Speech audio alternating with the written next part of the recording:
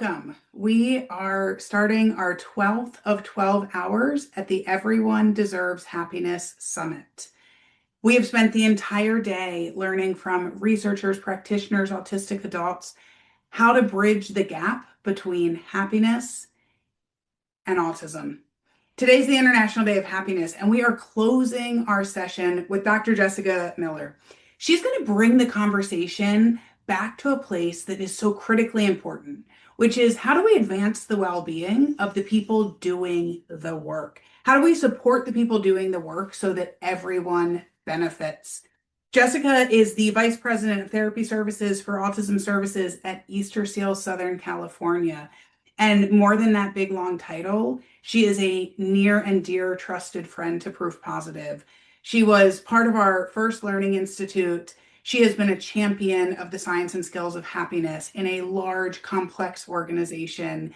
And she's going to tell you about the amazing work that they're doing, the outcomes they're getting. Jessica, we are honored. We are thrilled. We love getting to partner with you. And I'm so excited to hear about all you have going on.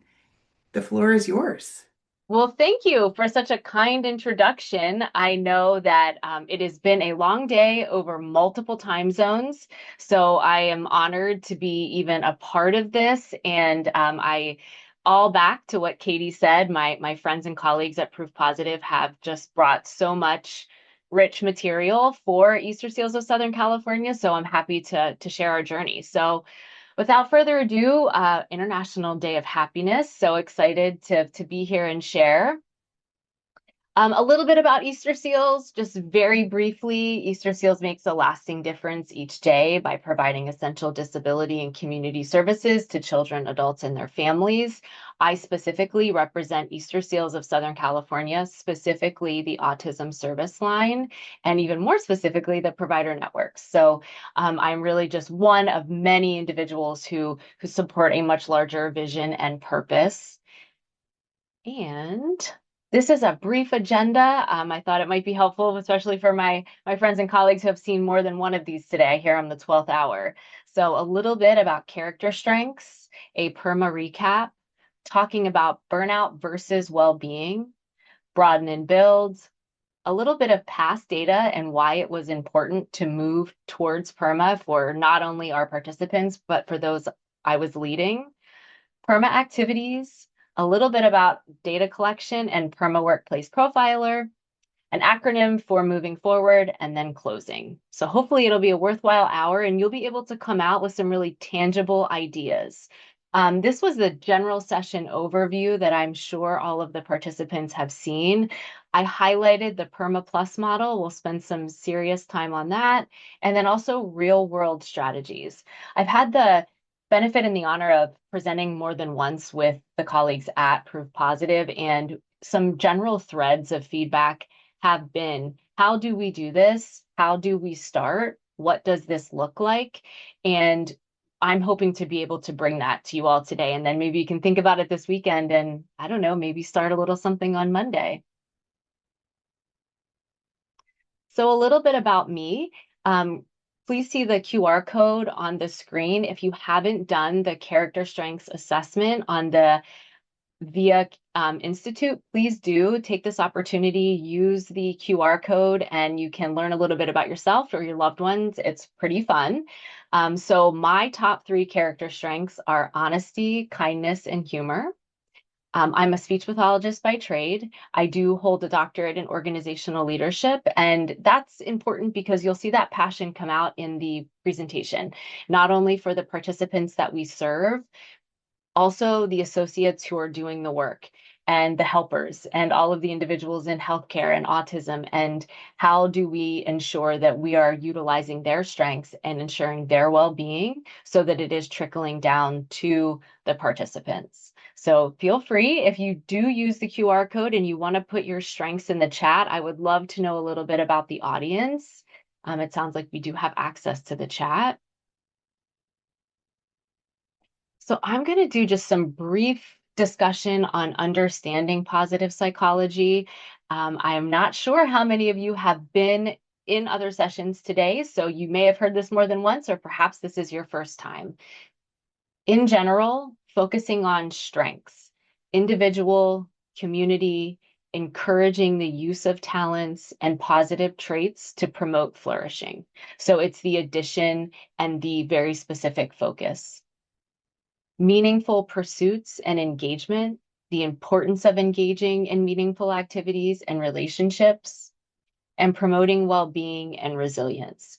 And what I hope you get from today is really creating the space to understand in your organization, how do you determine what those meaningful pursuits are, and how do you encourage that in work and as a clinician working in the field. The power of positive psychology, focusing on thriving, studies what helps individuals and communities thrive, not just cope.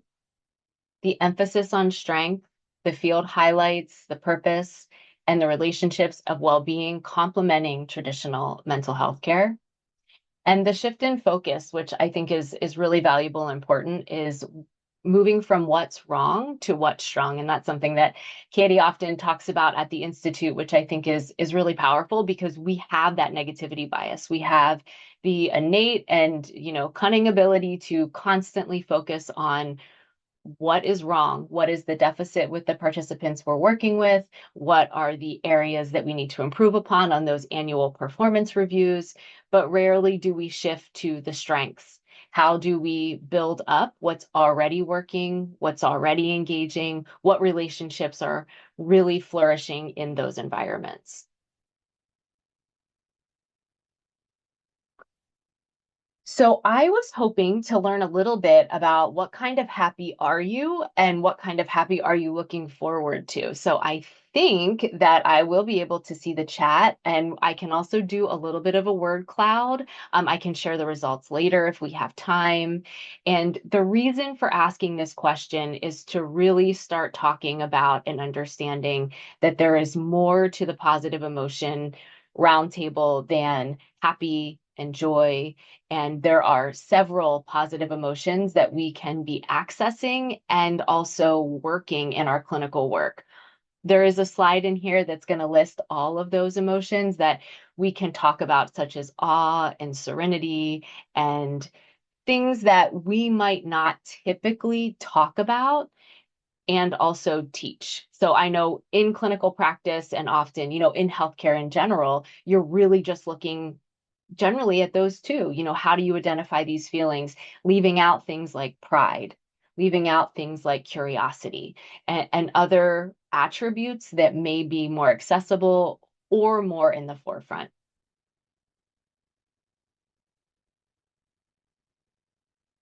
So with that said, and this was a question recently posed as, again, I was presenting with Proof Positive, and that is burnout versus well-being. So when you think about those positive emotions and you think about what kind of happy are you and burnout versus well-being, burnout is really taking away. It is talking about how to remove something that is causing stress. And if we're honest and we're at work, there's only so many things that can be taken away. At the end of the day, it is a job. And at the end of the day, there are variables that we all need to contest with in this human experience. And when you talk about well-being, it's what can you add? What can you continue to bring not only to your clinical work, but the relationships that you have with the individuals you support and building that resilience, restoring balance. What part of that happy can you then add into your experience so that when the tough days come, when things aren't going as expected, not only for you, but the individuals that you are serving, there is a foundation of well-being so that they are better able to cope and manage and ultimately thrive in that experience. So recap on PERMA. If you haven't heard it or you need a refresher, here you go. This is really the foundation of positive psychology and a model that has truly helped, I will say, form more of my leadership, to be honest with you, and moving through P for the positive emotions, E for engagement, having interests and pursuits that captivate us, relationships, how we connect to others and build a stronger environment, mattering, creating purpose and passion and fulfilling by connecting, accomplishment, pursue bigger and better goals, and then of course the health, engaging, and that's the plus. So that's the PERMA plus model. And as we get through this presentation, you will see how we've worked through each of these components, and we were able to create activities for families, participants, and our associates. So what we found was that typically in the autism community that we work and serve in,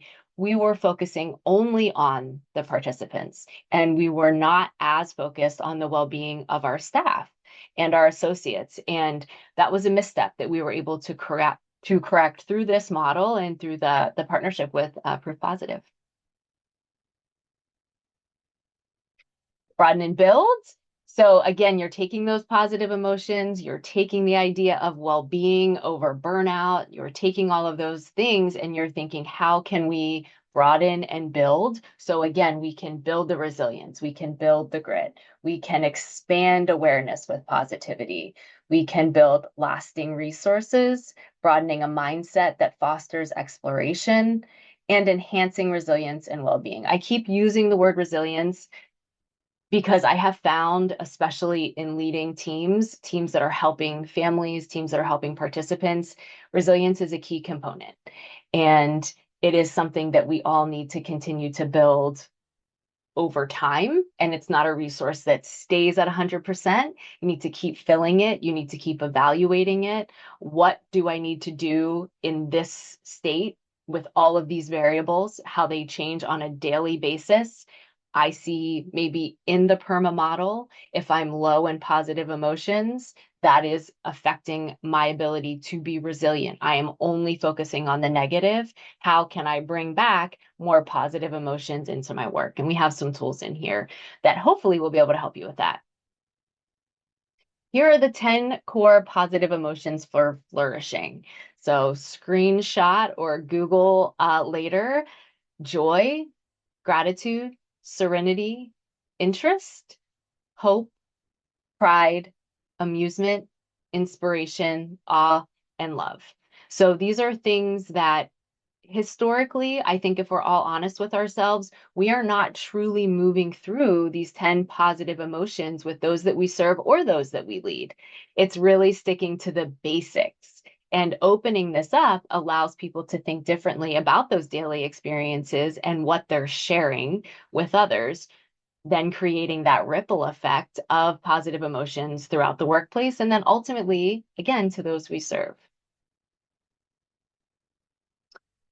So we are going to talk a little bit about why did I encourage everyone to go down this PERMA pipeline, and how did I convince the leaders to get on board with some of these ideas? You can see from my background, we've done some different things. This is Capability City that we did for one autism awareness. And we didn't just do it for the participants, we did it for the associates as well. What are your abilities? So the information you're going to see is how we got here. And this is 10 therapy centers across Southern California, mainly talking about speech language pathologists and occupational therapists. 2021, let's take us back. We had COVID, our morale was low, productivity was low. That orange line is what is required for business state. So not changed, 65% productivity. We all have business requirements, and that we know that. That's something that has to be taken care of. And that blue line is a culmination of all 10 therapy centers. Not looking great, right? It's below the orange line. And when you're already working on a tight budget and you're getting questions, it's COVID, there's already been some financial loss. What are we going to do to fix this?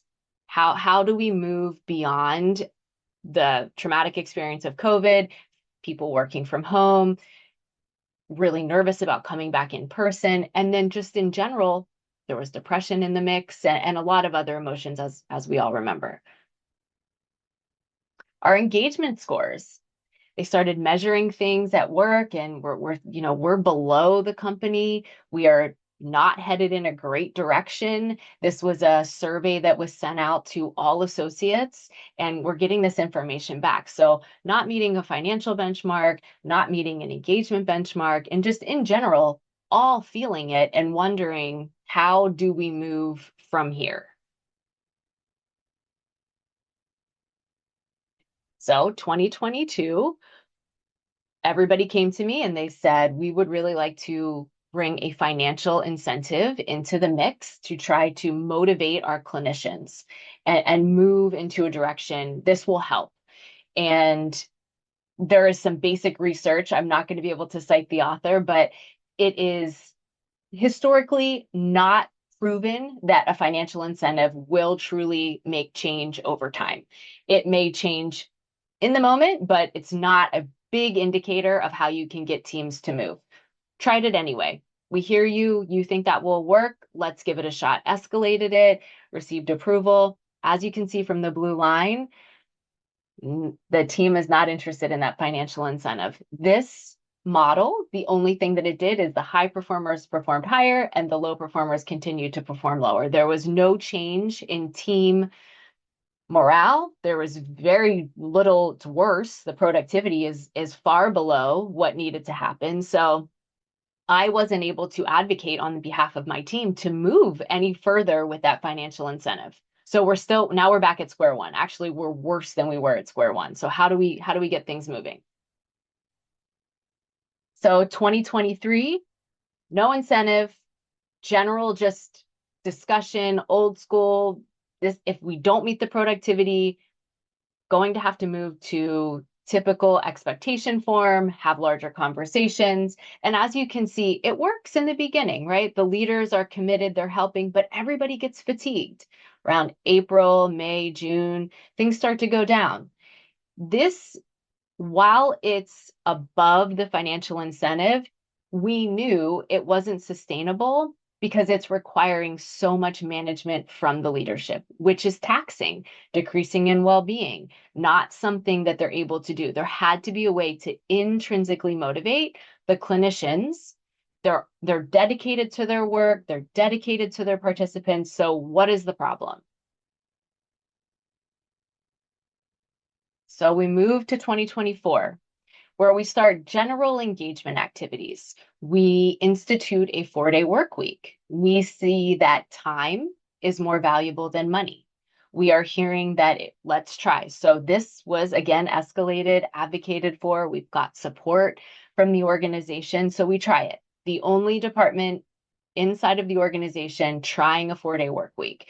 Same productivity requirements, same requirements for participants that they were seeing, and they loved it. We had a team contingency, so it involved everyone. Even if you were not going to be the beneficiary of the 4-day work week, your work mattered. Those relationships mattered. Those accomplishments came together as a whole. So this is general engagement. No real footprint, no real blueprint. We were going with what was working and trying to motivate the troops. Then you come to the 4-day work week with PERMA.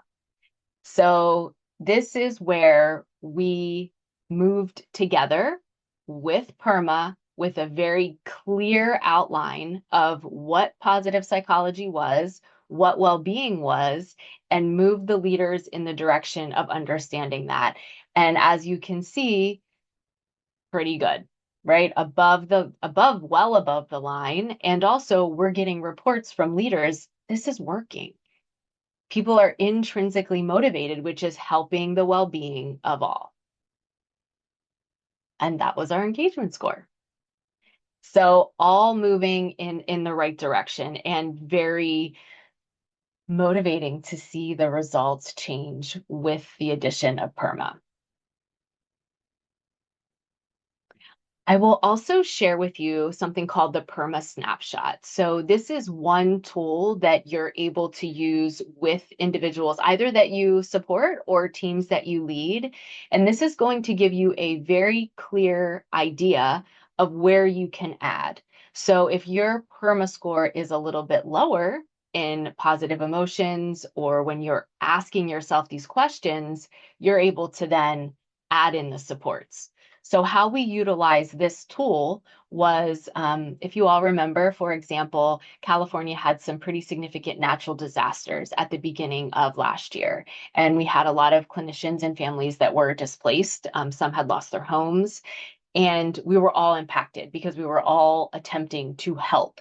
And so some of our group conversations started with a PERMA snapshot. And I remember one of the stories, I would have never known this. The individual was a little bit detached, I would say, during the meeting. And I said, we did this, and she offered she hadn't slept in 2 nights because the wind was so extreme, the anxiety of having to leave the home or having to pack up the animals and get out. That's not going to lend itself to a solid day's work. And that's something we all needed to be aware of. So, can you fix that individual's sleep? No. Can you create space as a leader to allow them to talk about it and understand what grace may need to be given in that time period? Definitely. So, I like to present this as a tool, especially for newer leaders where emotions and deeper conversations maybe aren't as comfortable. This is a numeric way to truly understand where people are at and keep it moving in the sense of here's where we are, here's what we can add, and how can I help in those specific ways.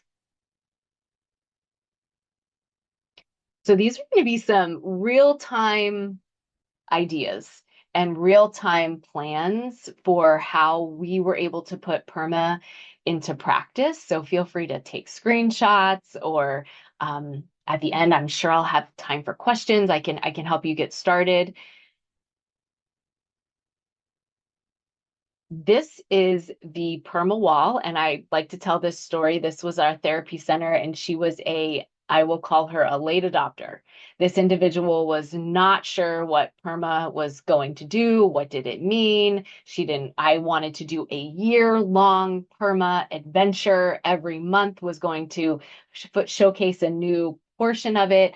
And she just wasn't quite on board. And then once she got it, she was very much on board.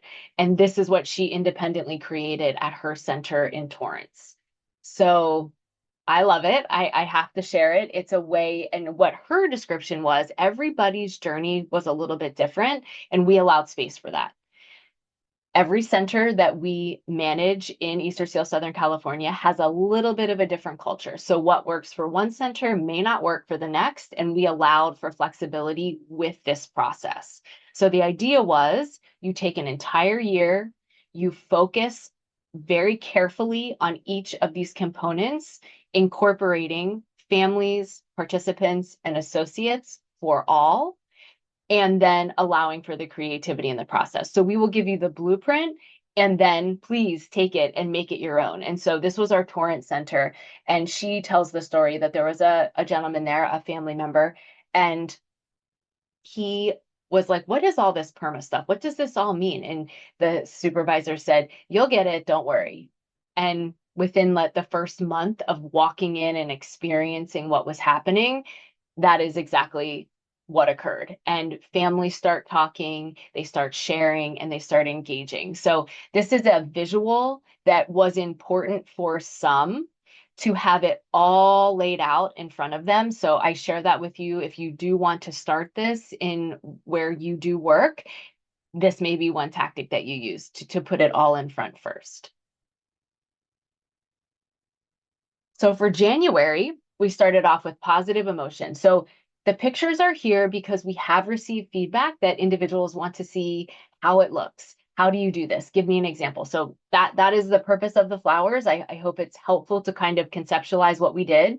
So our centers engaged with caregivers by posting emotion-based questions on their flower-shaped poster boards. Caregivers participated by writing in the petals and fostering positivity. So again, you can see that it's not just what makes you happy, what brings you joy, what makes you hopeful, what are some of your interests. So it's adding in those other positive emotions and bringing out different ideas for families. And we found this to be very helpful. Each therapy center had a positive emotion that they were focusing on in team meetings. And they would also, this is typically something that you would see in one of the lobbies to engage the families. February was engagement. Our visual for the entire year was a beehive, and the purpose was to understand that you cannot build without each other. Every hive is different, it's interconnected, it's interdependent. And so that's what we used for all centers, and we love a theme. So that's still going. The beehive is going strong. Centers displayed beehive prompts on walls, doors, and tables, inviting caregivers to respond. Bee plaques and cutouts were placed. And so we would ask questions.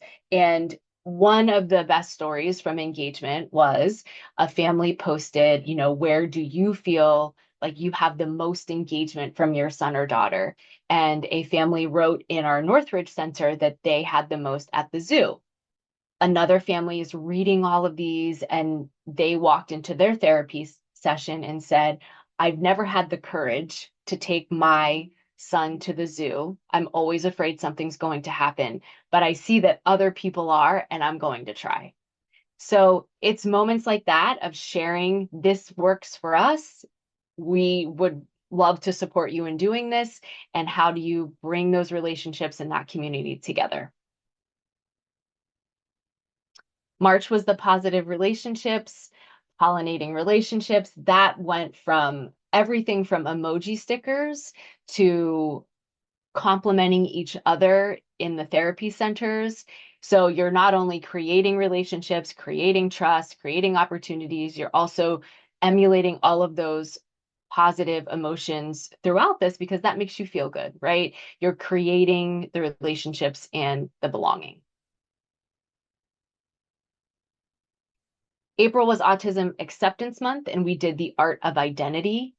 So really working on the raising awareness, fostered community and dialogue, and promoted acceptance. We had some just phenomenal entries and things that individuals worked on.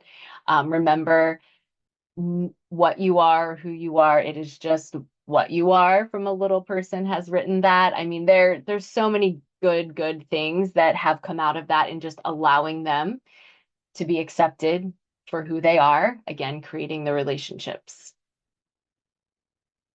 And mattering and meaning. And you'll notice that some of these months were 1 month and then 2 months. And that's because we're listening to feedback all along the way. And what we've learned from our teams is that they wanted more time. It's too rushed. They didn't feel as though it was really taken into the culture of each of their therapy centers. So we adjusted.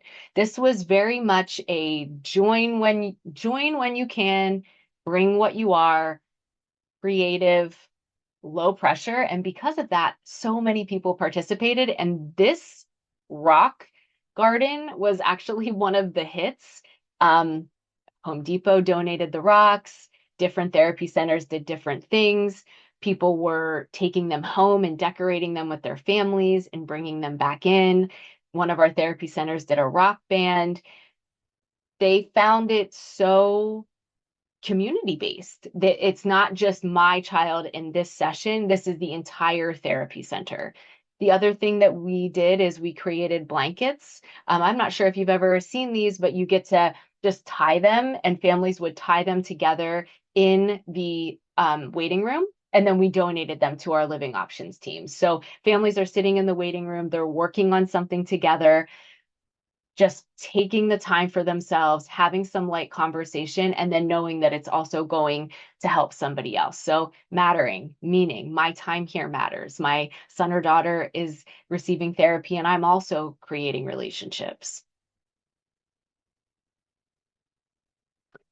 July, August, accomplishment and achievement. And I think this is one that is near and dear to my heart, because I've heard so many beautiful stories about pride and how we often we tell our individuals that we're proud of them without really asking what they're proud of, and giving them an opportunity to share what they believe is an accomplishment and what they believe is an achievement. And so this was really something special. one of the activities, again, all activities were different. This is one example on the screen, but we also had a kind of a show and tell where individuals were able to bring in things that they were proud of. And a little boy brought in a picture of his family.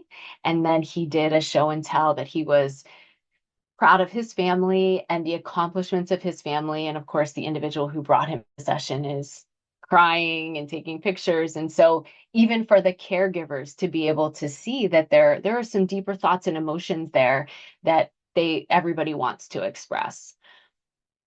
I think, going through this process of PERMA, allowing individuals to create what they needed to do, giving them the space, what we really saw was the ripple effect and having different centers be the champions, different associates be the champions. And then after that's over, we talked a lot about how are we sure that this is embedded into our culture, embedded into the legacy. So if 5, 10, 15 years from now, the players at these therapy centers change, how do we ensure that families and associates feel that sense of belonging when they walk in and that they feel like it's a sense of accomplishment and that it's a positive experience on where to be. So the next slide is just a great example of a ripple effect. This is a Santa. We had an SLP. This is obviously, it's the holidays, so far beyond our PERMA, and her dad is a professional Santa. And oh boy, did he win the hearts and minds of our families. And so on this day, he saw 40 participants, and we want them to come in and be able to take those holiday photos because we do understand and have gotten some feedback that it's very stressful for families to do that. So the therapy staff created cards for each individual child about what they like and what they want, and then gave it to Santa. And then Santa took his time talking to all of these individuals, allowing them the time and the space. And some families were able to come in and they truly do use those pictures for their family Christmas cards because it's low stress. They can take the time. They are part of a community. And the goal is to allow them to feel part of a community, not just now, but again, 5, 10 years from now. How do we ensure it's part of the culture?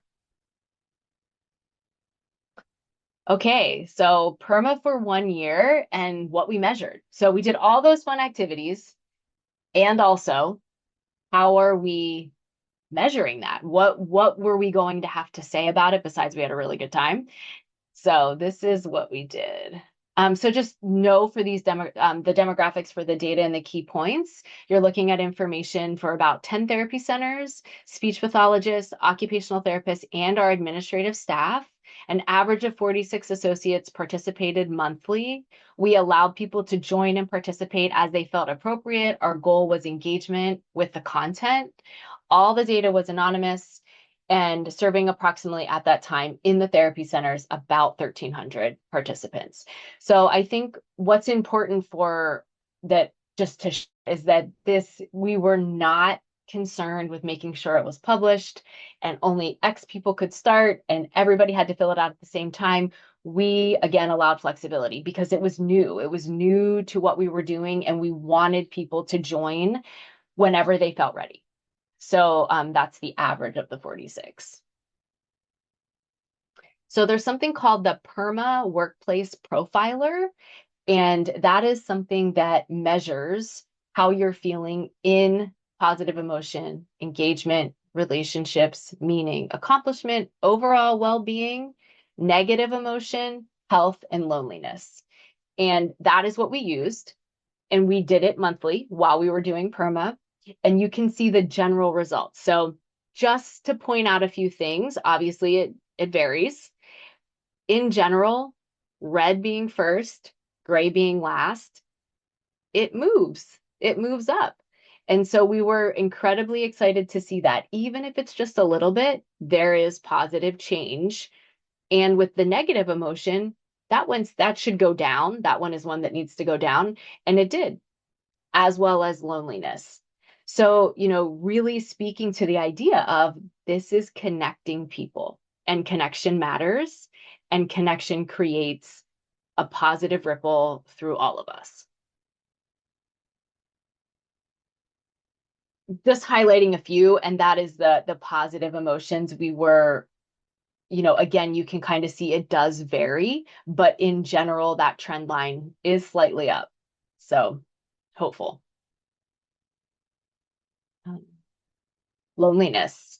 Loneliness has gone down. So we know, especially working in a helping profession, it can be lonely. It can be lonely for leaders. It can be feel disconnected. It can feel like you're working with participants one-on-one all day. There's not a lot of time to connect. You have a 50-minute session, you have 10 minutes, you're writing a session note, you're moving on, et cetera, et cetera. So how do we create connectedness? How do we make people feel that they're truly a part of a team and we're all in this together? So really proud of the fact that that also had a downward trend line.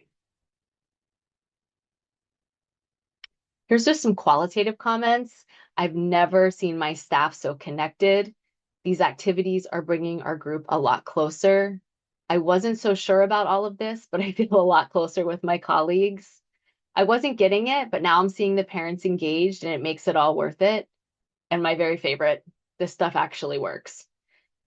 So not in one day, right? You saw our journey, you saw the metrics that said we have to do something. And I think when people say, how do you have the time? How did you have the time? I kind of harken back to the beginning with that information. We didn't have the time not to. We had to come up with something that created intrinsic motivation for our organization, our associates, and our participants.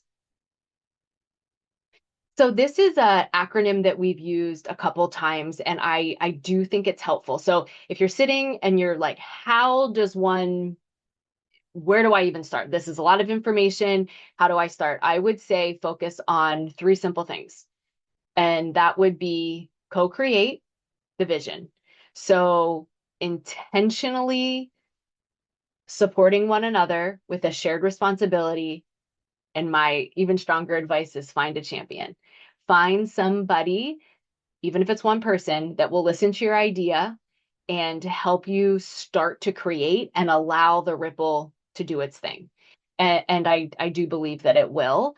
And make sure that you're doing it not in a vacuum. I really do believe that finding and bringing in other individuals' ideas for these is really the secret sauce. Patience. So allowing space for learning and growth and recognizing that sustainable engagement and well-being develop over time. It's not a straight line.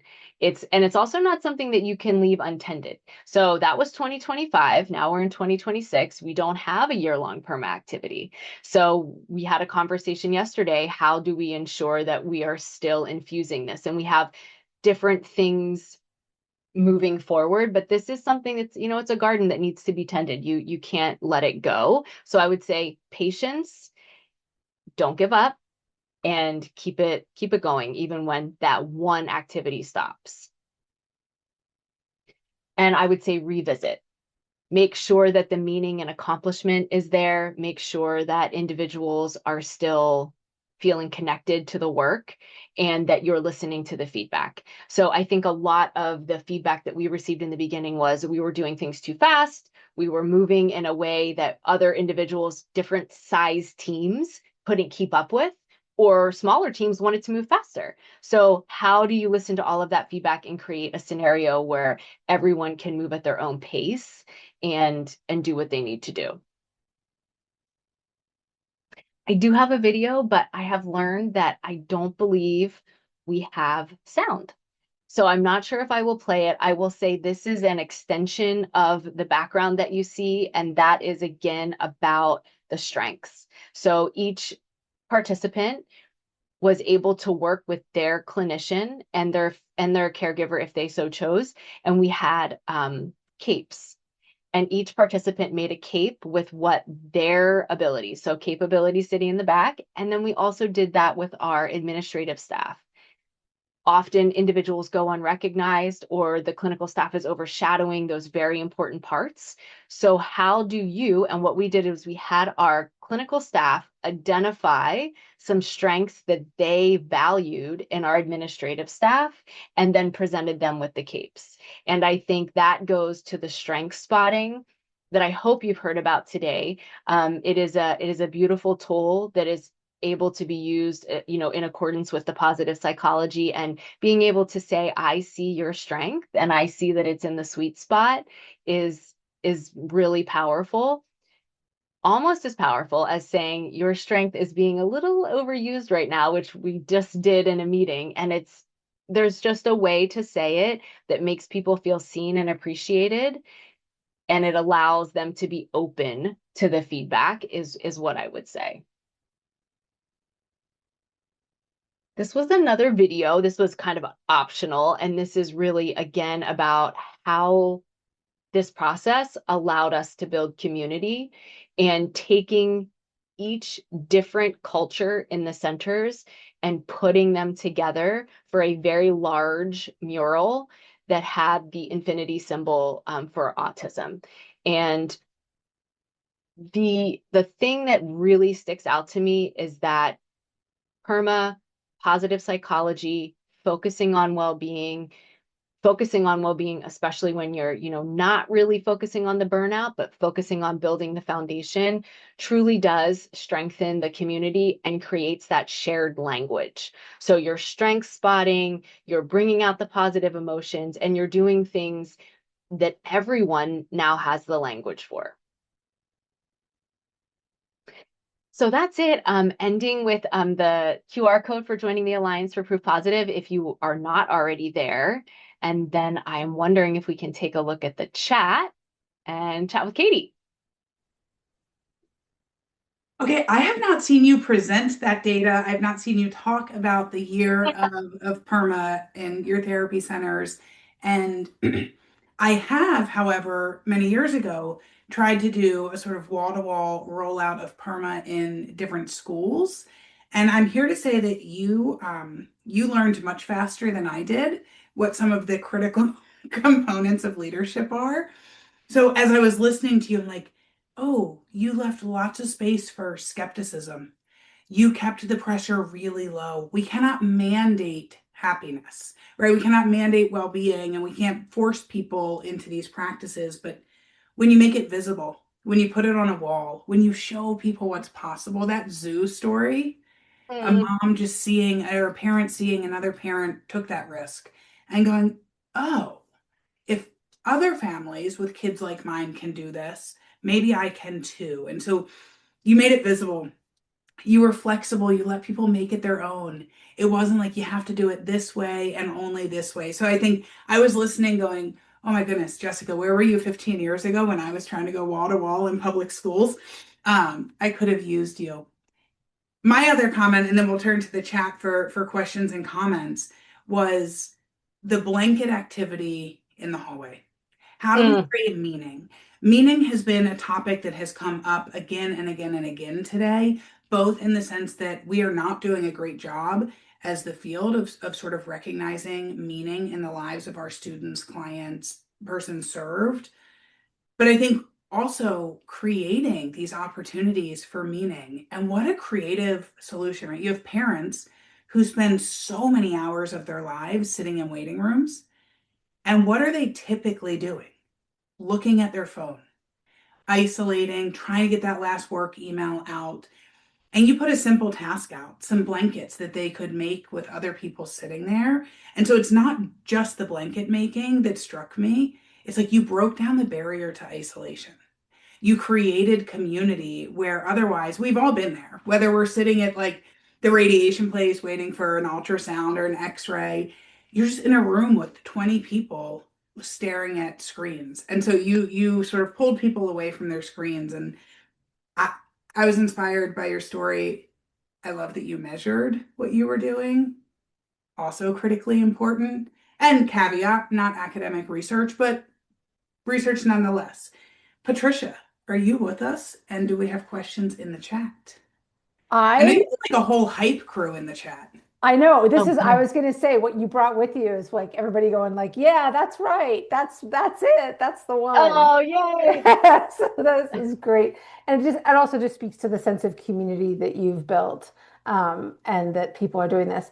And I giggled a little bit when you're like, oh, this person was kind of a naysayer. And then of course those people become your biggest um, champions when they come on board. And your CPR, I've heard you present on that many times, and um, engaging in, I guess I would just say tenacity, result, like there's perseverance would be a strength spot for that, would be because people want change fast, and your expertise in leadership tells you that that doesn't happen.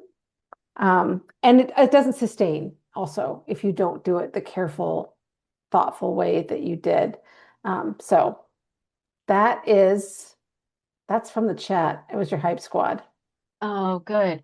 I think I will share one more story, and that is kind of to what Katie's talking about, the meaning and just to the ripple effect, which I'm pretty impressed with, as far as Easterseals goes, that ripple effect has been palpable. And one of our therapy centers, far after the PERMA activities, they set out to put a caregiver appreciation day and just put little signs up and said, write what you appreciate. We were expecting, or massage, manicure, like, I don't know, things like that. They started writing notes to each other.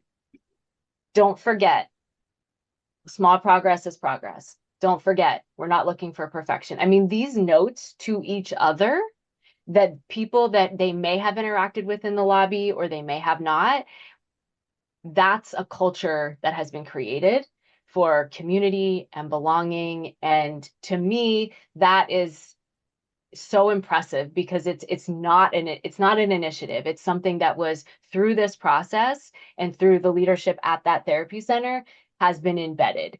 And I'm really careful when we roll it out to not use the word initiative. It's not an initiative. It is a culture shift, and you need culture carriers. So you need champions, you need individuals who, when you're not at the table, are going to continue to do that with integrity and flexibility and evolution. And this is what we know today, and maybe it's not what we know tomorrow, but how do we continue to do it? And maybe our population changes and all of those beautiful things. But at the end of the day, coming into something and knowing you're a part of something greater and that it is a hopeful, positive place to celebrate any and all accomplishments, that's what matters. Jessica, talk for just a moment. How do you spot those champions? So if someone's watching, someone's listening, and they want to sort of embed well-being practices into their work and with their teams, they're listening to you say, you need champions, you need change champions, you need people that are going to carry this forward. How do you spot the right person?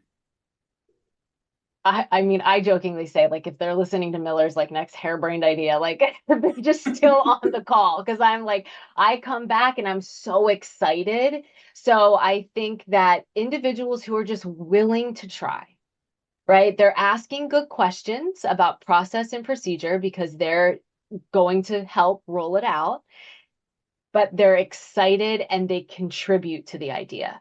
So when I come and I say, hey, how about we do a year-long PERMA activity? Here's my thought. We incorporate a visual. What if the visual is X? And they're like, well, what if it's a beehive? And what if it's all of these things? And how can we put it together? And then that one person that goes away from the conversation and comes back the next day and says, I was thinking we could make it even better if. Yes. You're in.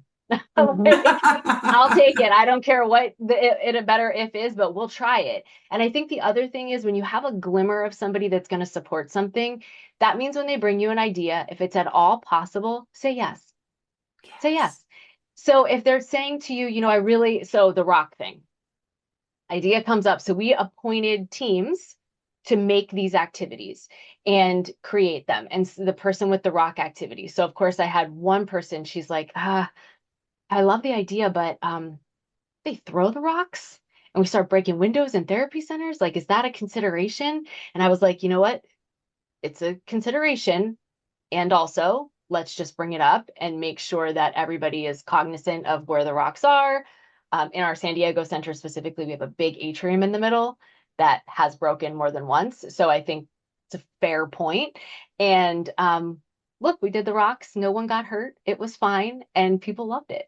So, again, as much as you can say yes and get the resourcing and get the funding, because when people see their ideas come alive, they want to give you more ideas.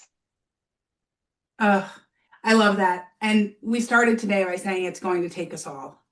Yeah. And for much of today, we have focused on individuals with autism themselves. And I love that we wrapped the day going, and it's the people around them. It's making sure that the parents and the caregivers in the waiting room can find meaning. It's making sure that our teams and our staff and our teachers and our educators and clinicians feel like we are equipping them. We're not just telling them, hey, put the oxygen mask on first. We're not just saying we care about you. We're giving them the tools to actually enhance their own well-being. We're empowering them to achieve happiness. And so everyone deserves happiness. And Jessica, we are so thrilled that you closed this day with us and for us. We have so much to learn from your work at Easterseals, and we know that there might not be an intentional activity spanning the entire year, but you will keep this work going. Yes, we will. We've got some things happening already, so we'll report back. Amazing. To everyone who joined today, thank you, thank you, thank you. To those of you that were on all 12 hours, holy wow. We hope you eat something delicious tonight. Enjoy your night, enjoy the weekend, and happy International Day of Happiness, everyone. Thanks for being here.